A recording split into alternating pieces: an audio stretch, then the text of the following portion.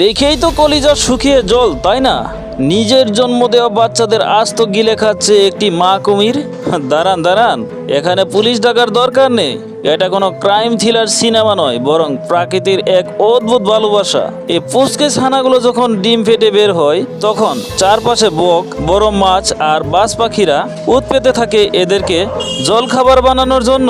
তাই সন্তানদের বাঁচাতে মা কুমির নিজেই হয়ে যায় বডিগার্ড। সে অত্যন্ত সাবধানে এই ধারালো দাঁতের মাঝে বাচ্চাদের পরে নেয়। কিন্তু ভাবছেন তো গিলে ফেলে না কেন? আসলে এদের গলায় একটা বিশেষ বাল্ব বা পর্দা থাকে, যা বাচ্চাদের পেটে যেতে বাধা দেয়।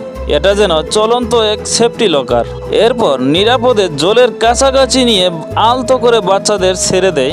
ভাবা যায়, যাকে আমরা সবচেয়ে হিংস্র ভাবি, তার ভেতরেও লুকিয়ে আছে এমন এক মমতাময়ী মা। প্রকৃতির এমন সব মাথা নষ্ট করা কাণ্ডকীর্তি আরও দেখতে চাইলে ঝটপট চ্যানেলটা সাবস্ক্রাইব করে নেন।